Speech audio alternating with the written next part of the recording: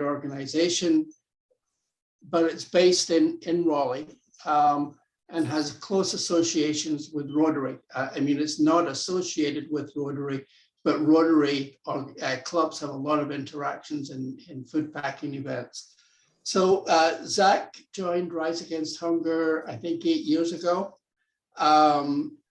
He's seen all of the Raleigh operations from warehouse assistant. He literally came in on the ground floor, became a program warehouse coordinator, event facilitator, and worked his way up the chain till today. He's the community engagement manager. The Raleigh organization manages more than 300 meal packing events every year, producing more than 5 million meals each year. And those meals get shipped abroad, mostly abroad, sometimes in the US, but mostly abroad to people in need around the world. So I'd like to introduce Zack and ask him to tell us about Rise Against Hunger and the great work they're doing. Zack? Hey, good morning, everyone. Excited to be here.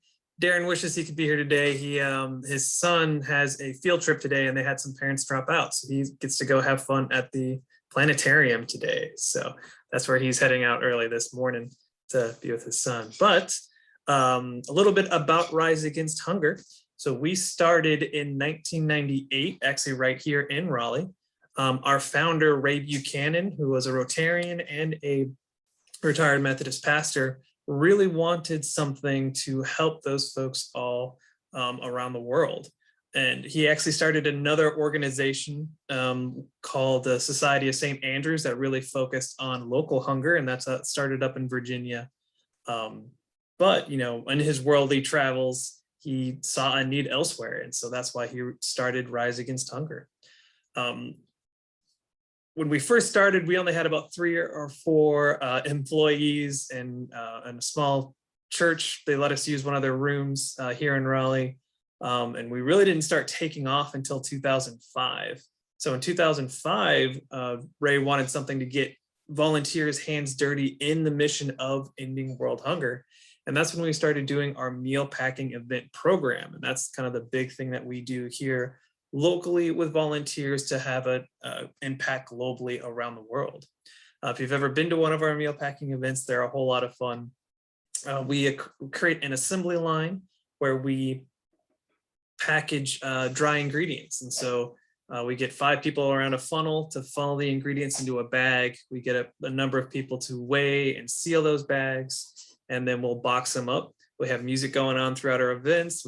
We ring a gong every 1,000 meals. And so the events are really, really fun, you know, and we can engage anywhere between, 40 and 60 people to do 10,000 meals in about an hour and a half. My largest event was over 700 people doing 138,000 meals at a time. But a really cool thing about the meal packing experience is, any age can do it. We say age 5 to 105, and then we can kind of go anywhere as long as folks raise the funds for the ingredients. We will actually come out and pack it for them, or we can do smaller events in our warehouse. And so another cool thing with us, since we have locations all over the United States and actually the world, we can do multi-site events. There's a really cool group that did just about 1 million meals in about 3 days over 27 locations. And we were able to do that just because of our network that we have and just how easy it is to set up our meal packing experiences. And so from 2005 to now, we have now packed over 570 million meals that we've distributed to 70 countries around the world. And so, all of that is thanks to volunteers coming in, helping us package meals, but also helping us in other ways as well. And so it's been pretty amazing as well, especially with Rotary groups, because Rotary has been a part of Rise Against Hunger from the very beginning. Like I said, our founder was a Rotarian, and so he has had Rotarian groups being involved for a very long time. We've actually engaged over 60,000 Rotarians through the years and have packaged over 31 million meals that have been sponsored by Rotarians themselves.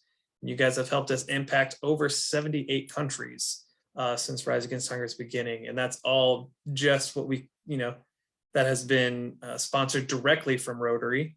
And those numbers could be even bigger with the indirect, because there's a lot of Rotarian groups that help sponsor meals or other projects through churches and different groups as well. And it's pretty amazing. Another great thing about Rise Against Hunger is that what we do helps with Rotarians International's the 4-way test. And then the other one is the alignment with the Rotarian Foundation's 7 areas of focus. I mean, everything we do around the world hits all of those bullet points. And so I'm going to kind of dive into how we do that, how we hit all of those areas, and what we do to impact the folks that need our help around the world. So Rise Against Hunger, we created 4 pathways to get us to a world without hunger, which is our main goal. And so how we're going to do that is 1, crisis relief. So we stockpile about 15 to 20% of the meals that we make in our warehouses for crisis relief situations. The biggest one recently was the earthquake in Haiti. So we actually have sent out, I think we're at the 1.7 million meals now. I think a shipment just went out last week, but our goal was 2 million meals sent to Haiti after that earthquake by May. So we're almost to our goal there. And that was one of the bigger ones, but we've helped out in situations all over the world. The volcano that happened in the Philippines last year, different areas have, depending on how they have been affected by COVID, we've been able to ship meals or provide nutrients and ingredients. I know probably one of the big questions today is actually with Ukraine. Right now, we are holding back and assessing the situation. Emergency situations like this, where it's an active war zone, it's really hard for us to actually get food into these areas. And our meals really are meant for about 2 to 3 weeks after a natural disaster, civil unrest, or anything like that, because it is dry ingredients. It does have to be boiled. It does have to be cooked in a pot. So we have to, things have to be in place for them to be able to cook the meals. And so right now we're just sitting back waiting to hear what is needed in these areas. Luckily, Ukraine is very close to a lot of neighboring places that have a lot of things to offer. We do have an international location in Italy, and so we are just waiting to hear what is actually needed before we dive into that area. But on top of the meals, we do a lot of other stuff as well. So we have this Global Emergency Relief Fund, the GERF, and so we ask folks to donate to that so that we can purchase things that are needed in these emergencies. So medical supplies, clothing, generators. We've even done bulldozers and dumpsters before just to help clear out things after hurricanes, and really focusing on international emergency relief. And so that's kind of one of the big areas that we're in. If we do serve in the United States, it would be for natural disasters. And so, we were able to provide some hygiene kits and some stuff like that when flooding happened in Houston. We were able to help that way. We've helped out with hygiene kits out this way as well during hurricanes on the coast. So that's kind of where we've helped in the United States. But most of our meals actually go completely international. We actually don't serve any food in the United States at all, unless it was an extreme natural disaster that they really needed food. But otherwise, it's all international there. And so another area that we really focus on, that Rotary actually has helped us on, is the droughts happening in sub-Saharan Africa and Madagascar. And so we have had different clubs and groups help us sponsor a few containers to be sent out. Madagascar, especially, right now about 95% of their farmland is unusable. And even if they do get a little bit of rain, the ground is so hard that the water literally just rushes off the top. It's become hydrophobic, so the water literally bounces off, doesn't get in at all, and just washes away. So they actually haven't had a crop in 5 years, and 95% of their land. So we have been trying to help them out and sending meals to schools, along with school supplies, medical supplies, anything that these folks can need. And that's just a couple of stories. We have blogs on our social media and our website. I highly encourage you all to check out, to go into detail, see all the really cool stories about the emergency response we have done. There's a really great story. Our program ended for those affected in Venezuela, so we were helping out as folks were leaving that country as well. And that program did end at the end of last year, but for those fleeing that area. But yeah, there's a lot of great stories out there. I highly encourage you guys to check them out to go into more details. Next is going to be, emergency response, or not. That's the one I just finished up. So we're going into nourishing lives next. So nourishing lives is our kind of our big thing with our meals. So the other 80% of our meals goes to this pathway. And so the meals that we make are made up of rice, soy, dried vegetables, and then a vitamin pack that has the 18 daily vitamins and minerals that people need every day. And so it's a very nutritious, protein-rich meal, which is really great for those who are suffering from malnourishment. And so it's not just about nourishing the body, though. We want to do so much more for these folks that are in need.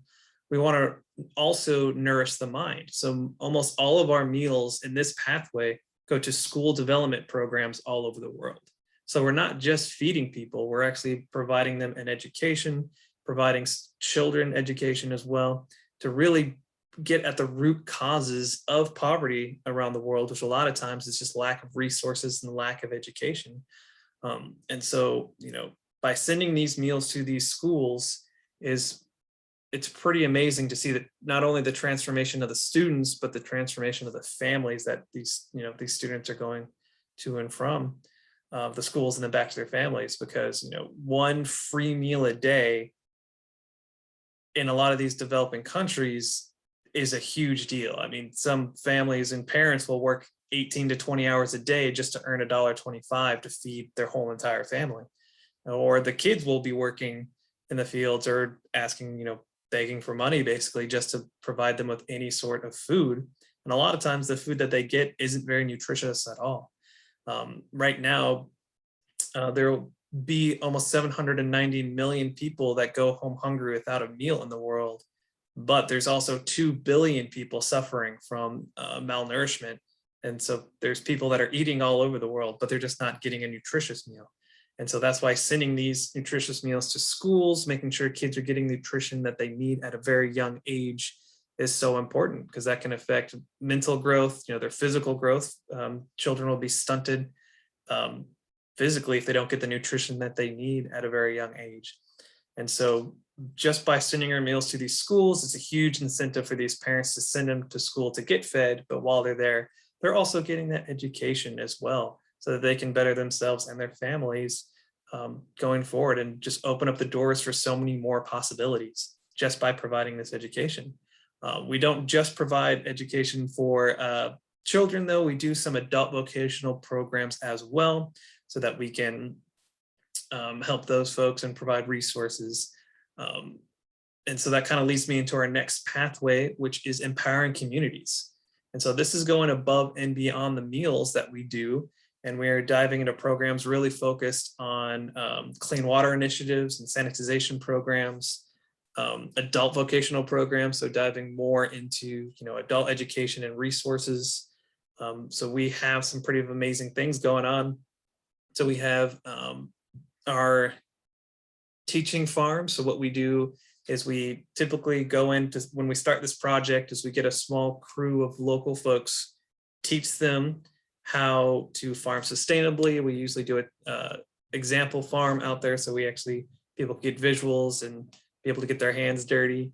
We provide them with good seeds, and we just provide as much education as we can, and then have those local folks teach more folks and continue the program. So it's not just us constantly being the ones out there providing the information, but we'll actually hire and actually work with locals to teach other locals to be able to farm sustainably. Diversify what they're growing is another big one, so that they can increase their growing season, and so that they can provide more funds for themselves, their families. And the big thing about not provide food for themselves, but also provide funds by producing enough to sell at market, and teaching them how to actually, run a profitable farm business and be able to help their families and communities.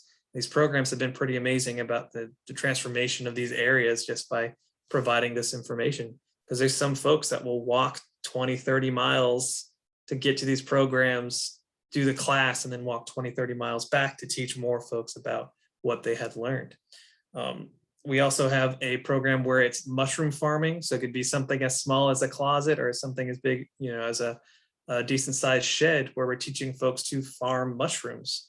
And it's actually been extremely successful. It has increased the families that we've worked with on average, their yearly income by almost 50%.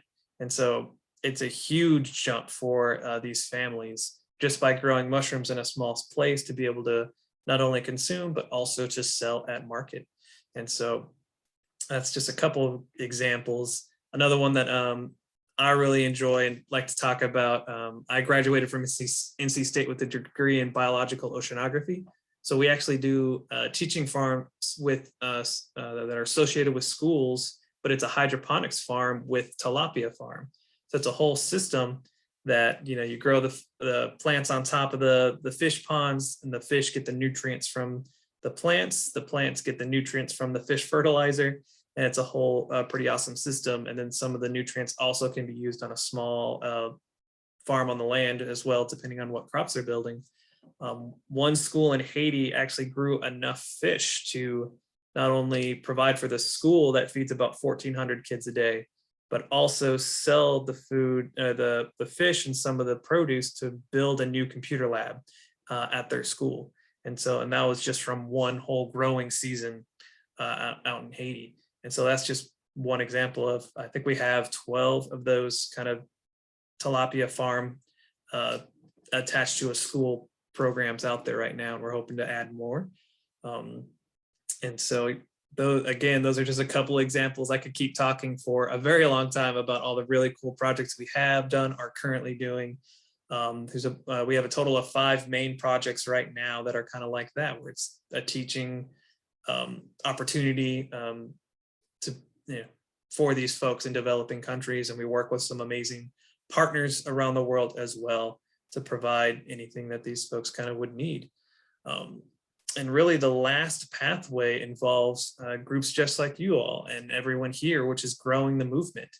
And so after groups come to, and you can grow the movement, helping us out after today just by talking to other folks about what you did, possibly hosting a meal packing event or one of our virtual opportunities that we have going on right now. Because really we want to spend as little money on advertising as we can, so that we can put as much of the funds that we get right in the mission of ending world hunger. So our growth has really all been from volunteers just spreading the word, talking about us, sharing our posts on social media, talking to people that they know that can help us out. We want to know who you know, so that we can either package more meals, sponsor medical supply shipments or meal shipments, and help as many people as we can all over the world. And so, kind of the big areas that we do need some help on, especially right now, as we're jumping back into COVID, is letting people know that we are packaging meals again, or that we're still around. A lot of our groups haven't been able to pack in 2 years so far, but people are starting to jump back on. COVID hit us hard, just like it did everyone else. We did have to shrink down a little bit during COVID, shut down a couple of warehouses, unfortunately had to let some staff go in early 2020. But now that we are starting to bounce back, we hit, we did 78 million meals in 2019, 2020, that dropped down to 22 million meals.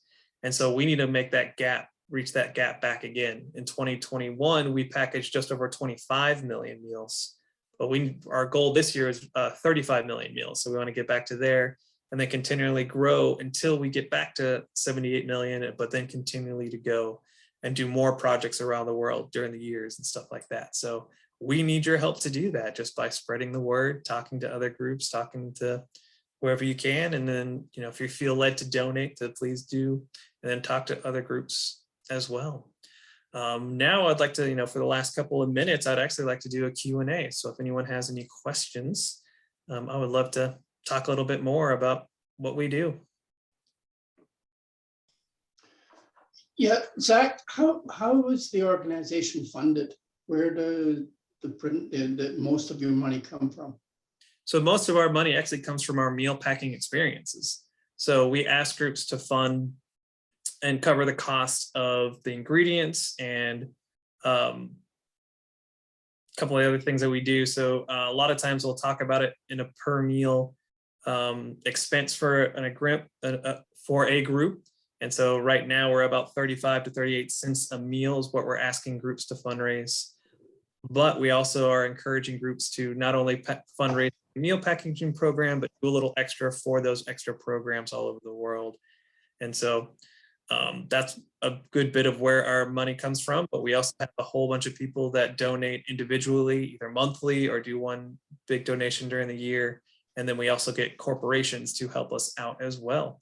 We get a lot of corporate sponsors, not only for meal packing events, but for a lot of our other programs. I will, Angie, I see your hand. I will say you've really done a lot more, or you're doing a lot more than you were the last time we heard about you. When we were part of Oxford, we did a couple of packing events, and they're magnificent. It's a great way to involve the community, and they are great fun. Angie, you had a question? It's kind of a comment and then question. Good morning, everyone. Zack, thank you so much for what you guys are doing. At my church, Watts Chapel, Missionary Baptist, before COVID, for Black History Month, actually no, for MLK Day, we would gather, I don't know, 40 people. And I think we packed for 40,000 meals. With the music, it was so amazing and the time went so fast. So that's my statement that I'm familiar. My Yeah, Watts question, Chapel is a great partner. It's closer to almost 100 people per shift and 40,000. yeah, Yes, you guys are really great. and to see my pastor trying to break dance, that was hilarious. But my question is, what do you need the greatest help with? Hmm. Um, it's hard to choose, actually. No, but right now, really, we just want communication is one of the biggest things that we need help with, is kind of just communicating to other folks what we are doing, and again, spreading the word. We'll always take money, so any funding and donations that folks can provide, trying to get back to where we were, money's going to be needed, and I know that's hard right now, especially with everything and inflation and all that kind of fun stuff. But yeah, really the biggest thing is just spreading the word, talking to people. And again, we want to know who you know. So bringing folks to us to talk to and, answer more questions and anything like that. But the more people we can get into the fold, the more people we can help around the world. Awesome. I assume, Marie, you will send us some literature info outside of the website. I'm thinking I like to have things on me in my car, because then I can just pass them out when I'm at the appropriate place. So if you have something like that, I'm certainly happy to help spread the word. This is great Awesome. work. Yeah, at the moment, we're still kind of holding back on physical things, but we can definitely send out a digital flyer if anyone would like to print those out to hand out. Awesome. Better, I can email it. Yes, either one. You're muted, David. Zack, do you have any plans to do anything on a regular basis within the United States? I mean, I know that the world needs are great, but was it 20% of kids in this country are food insecure? And our club has been working with a couple of food banks in Nightdale. And at least me, I've been seeing firsthand the need, and I'm just wondering if there's any plans to do anything in the US. Yeah, so currently, no. Our big thing is we have tried and we've had meals returned to us. We've tried several times. People just don't want a rice casserole. And, instead of using resources and stuff like that to try to give food to folks here locally, once we give food out, we can't take it back. That food ended up just having to be destroyed in the end. A great example is Houston. We allocated 40,000 meals for those folks in that area. 300 got used for some volunteers. People just didn't want our casseroles that we had. And so we typically focus really hard, especially those suffering from extreme malnourishment. And that's really what our meals are engineered for. It's chock full of stuff that, even those suffering from hunger in the United States and are in need, a lot of times aren't to that point. And so a lot of the stuff in our meals would actually just go right through their bodies. And so, at the moment, and again, too, there's so many amazing groups already here in the United States that there's no reason to butt heads to try to dive into this one way or another. And, we try to partner with local groups is basically what we try to do by doing. We encourage hosts to do, when people come to meal packing events, to do, a food drive, bring in cans and anything for a local group. So that's kind of how we partner with groups. But currently, we have no plans to do any kind of program in the United States, just because there are so many things already around locally. That's So fair. Focus your effort where you have the most impact. Yeah. Yep. And our founder started another organization, like I said earlier, to focus on local hunger. So that was his local hunger thing. How many warehouses or how many international locations do you have? So we have 5 international locations. We have South Africa, Italy, Malaysia, the Philippines, South Africa. And I'm missing one. Someplace in the Caribbean, maybe. Yeah, India. So India's our next. India's our probably second largest with number of locations. So United States has 20 warehouses currently. We could be looking up to 22 or 23, hopefully by the end of the year, reopening some locations and then diving into new markets, especially by 2025. We definitely want to be closer to 25 to 30 locations here in the United States, but India just opened up their 3rd location. South Africa has 2 main locations. And then Italy just packages meals all over Europe, and they kind of dive into wherever they need to, and they have some great connections out there. But yeah, so 5 international locations. Great. Any other questions from the group? Well, if not, Zach. No, I'm sorry, real quick, Marie, my apologies.